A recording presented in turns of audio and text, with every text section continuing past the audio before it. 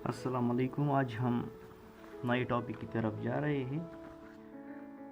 तो last lectures में हमने पढ़ा था अबाउट फिज़िक्स एंड ब्रांचेस। आज हम पढ़ेंगे फिज़िकल क्वांटिटीज़ और उसके साथ हम बेस क्वांटिटी, डिराइव्ड क्वांटिटीज़ और कुछ international units, base units and derived units. तो फर्स्ट हमारे पास जो है वो है physical quantities.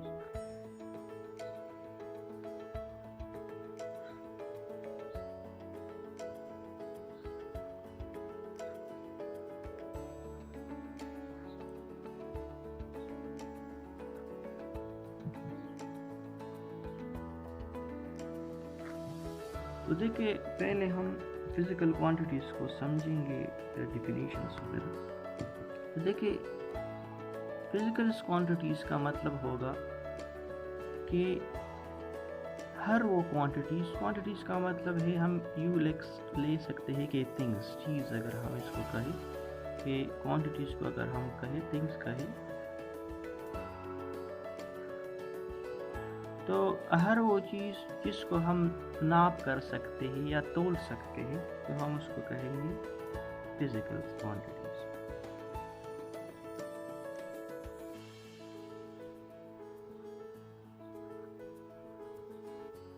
Those quantities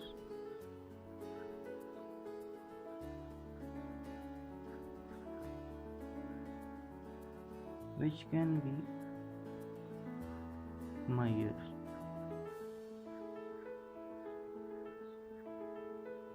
are called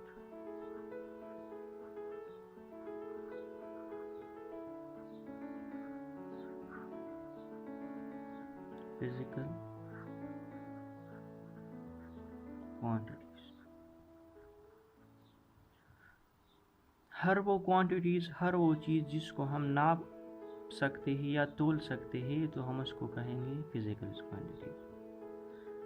तो फॉर एग्ज़ाम्पल अगर हम ले लें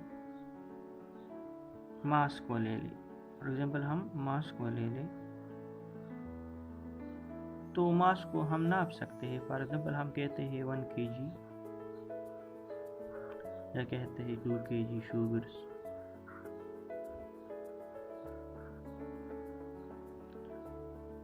तो इस तरह अगर हम लेंथ को ले लें, हम कहते हैं 1 मीटर, 2 मीटर वगैरह वगैरह। तो इसी तरह जब हम एक चीज़ को मेजर कर सकते हैं, तो हम उसको कहेंगे फिज़िकल क्वांटिटी। फिर उनके बाद हमारे पास है इनके टाइप्स जो है, एक है बेस क्वांटिटी और दूसरा है डिराइव्ड क्वांटिटी। तो फिज़िकल क्वांटिटीज़ में हमारे पास क्या आते हैं? दो आते हैं। एक है बेस क्वांटिटी,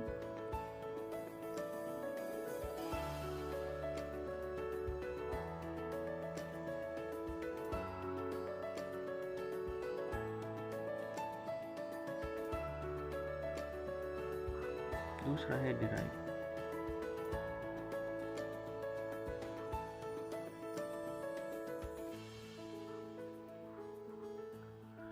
तो अगर हम यहाँ पर देखें तो बेस जो है फर्स्ट नाम से जाहिर है कि कुछ बेसिक से निकला हुआ है।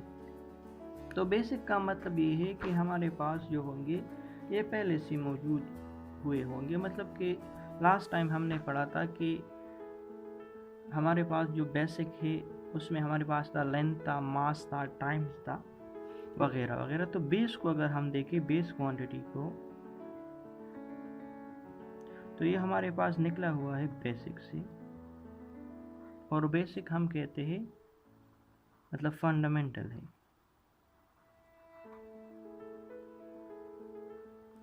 फंडामेंटल वो होता है जो हमारे पास पहले से मौजूद होते हैं और उनसे हम और बना सकते हैं, तो उसको हम कहते हैं फंडामेंटल्स।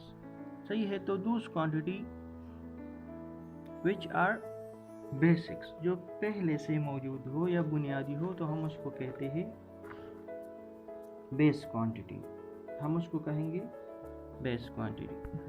तो अगर हम डिफिनीशंस करें तो हम लिखेंगे कि दूस physical quantity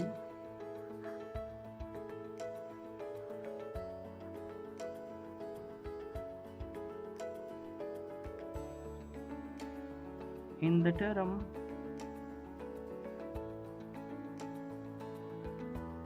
the term of which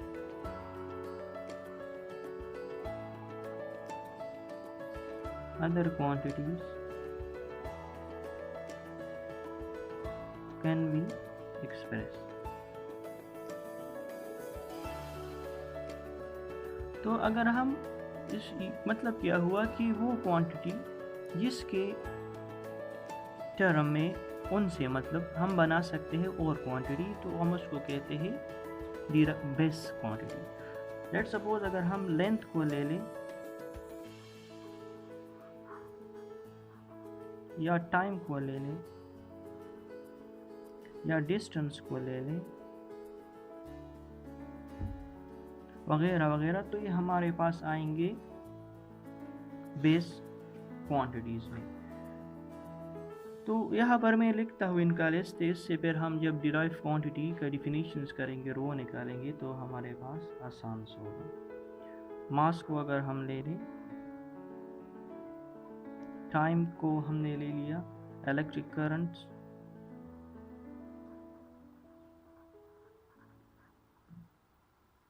intensity of light,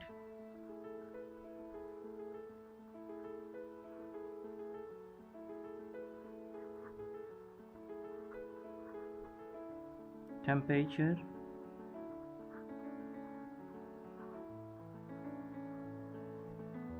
and amount of substance।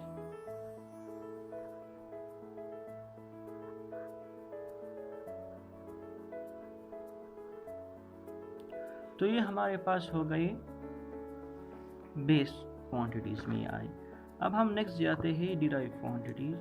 तो डिराइव क्वांटिटीज़ का डिफिनीशंस हम यूँ करेंगे कि वो क्वांटिटी जो हमारे पास बेसिक क्वांटिटी से बने हुए होते हैं, तो उसको हम कहेंगे डिराइव क्वांटिटी। तो अगर हम देखें कि दूस quantity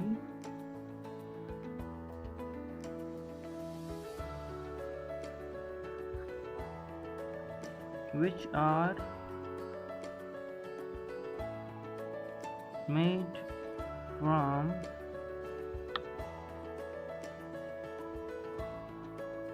combinations of basic unit are base quantity।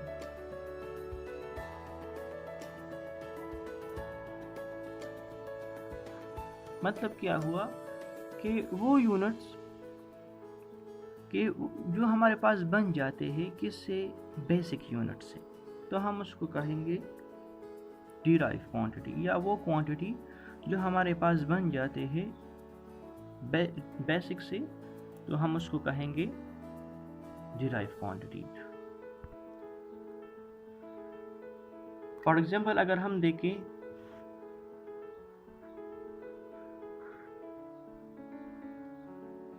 Speed को, अगर हम देखें तो हम लिखते हैं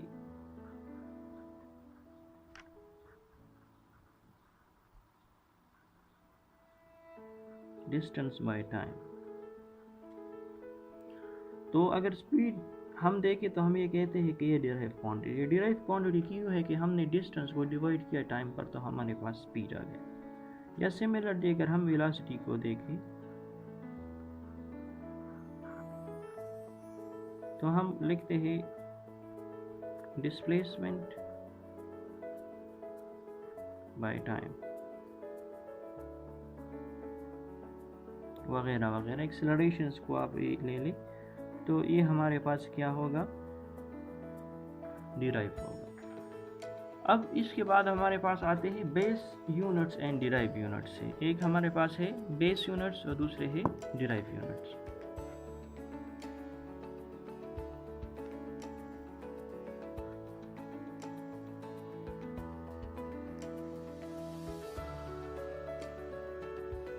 तो सिंपली बात यह है कि जो यूनिट्स है बेस क्वांटिटीज की, तो हम उसको कहेंगे base units. The unit of base quantity are called base unit. Units of basic quantity are called base units.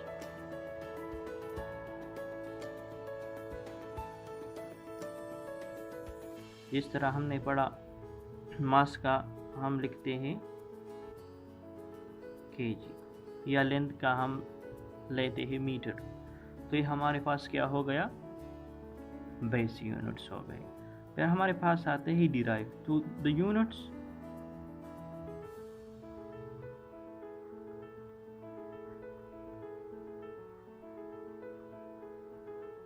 derived quantity are called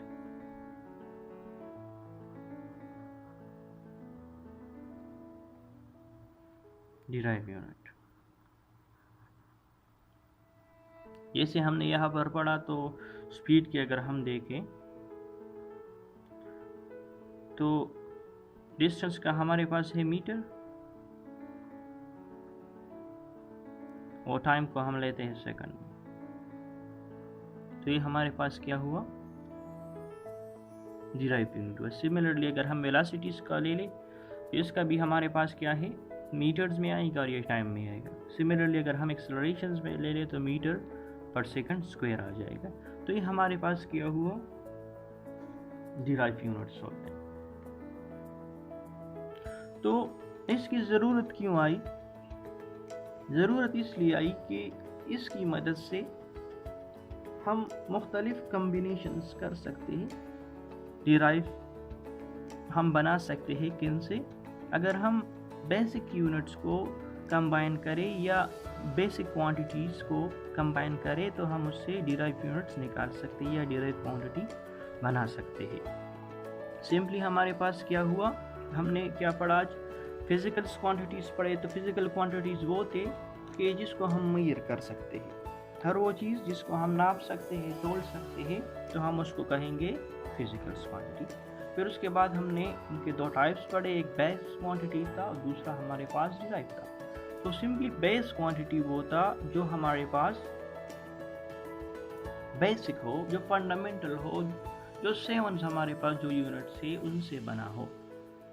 और डिराइव वो है जो हम कम्बिनेशन से बना सके, किससे, अगर हम बेसिक यूनिट्स को या बेसिक क्वांटिटी को मल्टीप्लाई करें या डिवाइड करें या उनके कुछ भी कम्बिनेशंस करें जिससे हमारे पास कुछ क्वांटिटी आ जाता है, तो हम उसको कहेंगे डिराइव क्वांटिटी. फिर हमने पढ़ा base units and derive unit. तो सिंपली ये है कि बेस क्वांटिटीज़ का जो यूनिट्स होंगे तो हम उसको कहेंगे बेस यूनिट्स, और जो हमारे पास डिराइव क्वांटिटीज़ के यूनिट्स होंगे तो हम उसको कहेंगे डिराइव. एंड नेक्स्ट लेक्चर हम इंटरनेशनल सिस्टम्स के बारे में थोड़ा पढ़ेंगे कि उसमें यूनिट्स है. तो बेसिकली जो हमारे पास ये यूनिट्स जो आते हैं बेस और डिराइव, ये हमारे पास इंटरनेशनल सिस्टम ऑफ यूनिट्स में है. कि मतलब इंटरनेशनल यूनिट्स क्यों आया, ये क्यों इनकी ज़रूरत हो गई. नेक्स्ट हम इसमें थोड़ा ये डिस्कस करेंगे कि इंटरनेशनल यूनिट्स की ज़रूरत क्यों आई, और प्रीफिक्सेस की तरफ थोड़ा हम जाएंगे. इंटरनेशनल सिस्टम्स ऑफ यूनिट्स की ज़रूरत क्यों आई साइंटिस्ट को, और क्यों ये सिस्टम इन लोगों ने एडॉप्ट किया. तो अगर यहाँ पर हम देखें तो इंटरनेशनल सिस्टम ऑफ यूनिट्स का मतलब, इंटरनेशनल सिस्टम का तो ये मतलब हुआ कि पूरी दुनिया, पूरा वर्ल्ड जो है इनको एक्सेप्ट कर रहा है. मतलब ये हुआ कि पूरा दुनिया इस यूनिट्स को मान रहे हैं. तो ये कौन सी यूनिट्स है, फिर क्यों ये हुआ. देखिए 1960 में इनका जो बुनियाद था रख दिया पेरिस में. ये हम कुछ यूनिट्स को लिखेंगे जिसको हम सारे साइंटिस्ट जो होंगे दुनिया के, वो इसको हम मानेंगे और इसको हम एक्सेप्ट करेंगे. क्योंकि देखिए अगर फॉर एग्जांपल मैं इस लेबॉर्ट्री में काम कर रहा हूँ, फॉर एग्जांपल मैंने एक लेंथ को एक मेजर किया, इसको मैं कहता हूँ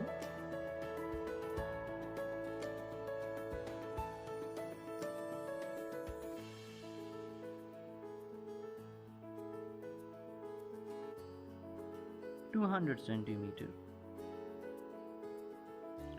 सेंटीमीटर। और एक दूसरा साइंटिस्ट है दूसरी जगह पर काम कर रहा है, वो भी एक लेंथ को मेजर करे और वो कहे कि ये है 2 मीटर। तो अब अगर हम रिजल्ट को देखें 200 सेंटीमीटर है 2 मीटर से, तो हम कहेंगे कि ये रिजल्ट गलत है, इन दोनों में फ़र्क है। या अगर मैं इन पर काम करता हूँ इस पर सेंटीमीटर में और यूनिट्स में, तो इन दोनों का जो रिजल्ट्स होगा वो चेंज आएगा। अगर इसके साथ हम 2 मल्टीप्लाई करें तो इससे 4 आएगा, तो 400, इससे हमारे पास 4 आएगा सर। तो इसी तरह, और अगर हम इसको देखें तो ये सही है। अगर सेंटी को हम देखें तो हमने पढ़ा है कि सेंटी हमारे पास 10⁻⁻² मीटर्स के बराबर होते हैं। तो अगर मैं इसको 100 पर डिवाइड करूँ तो इससे 2 आ जाएगा, 2 मीटर आ जाएगा। लेकिन इन पर बात करना दोनों अलग अलग है, तो इस पर काम करना मुश्किल से होता है। तो साइंटिस्ट ने ये बात की और इन पर ये सिस्टम बनाया कि अगर हमारे पास ऐसी यूनिट्स होंगे कि जिसमें हम सारे साइंटिस्ट अपने रिजल्ट को एक्सप्रेस करेंगे। अगर हम डेटा में जो भी यूनिट्स ले लें, जो भी हम लिखते हैं, सेंटी को लिखते हैं या मीटर्स को लिखते हैं या ग्राम को लिखते हैं या केजी को लिखते हैं, लेकिन रिजल्ट हमारे पास जो होगा वो स्टैंडर्ड्स में होगा। इस तरह मास है तो उसका केजी होनी चाहिए, और अगर हम लेंथ है तो उनका सेंटी नहीं होना चाहिए, उनका मीटर होना चाहिए। तो ये 7 यूनिट्स इन लोगों ने फिर निकाले, जिसमें हमारे पास लेंथ है, टाइम है, मास है। इससे पहले जो मैंने बताई तो वो है। फिर इसके हमारे पास बेसिक है, और बेसिक यूनिट्स और डिराइव यूनिट्स है। इसके डिफिनीशंस मैंने लेक्चर्स के फर्स्ट में की। तो मैं ये कहना चाह रहा था कि इनकी ज़रूरत क्यों आई। तो इनकी ज़रूरत इसलिए आई, सिंपली ये बात है कि अगर somebody asks from you people कि why there are need of a system, international system of unit, तो सिंपली आंसर यही होगा कि साइंटिस्ट ये चाहते थे कि हमारे सारे रिजल्ट्स, लेट्स सपोज अगर एक जगह पर एक बंदा एक्सपेरिमेंट करे और फिर दूसरी जगह पर एक्सपेरिमेंट करे, तो उनका जो रिजल्ट होगा वह एक दूसरे के साथ मैच कर सके। तो इसलिए सिस्टम ऑफ यूनिट्स बनाया, इंटरनेशनल सिस्टम ऑफ यूनिट। इसको हम कहते हैं SI सिस्टम भी कहते हैं, SI सिस्टम इंटरनेशनल।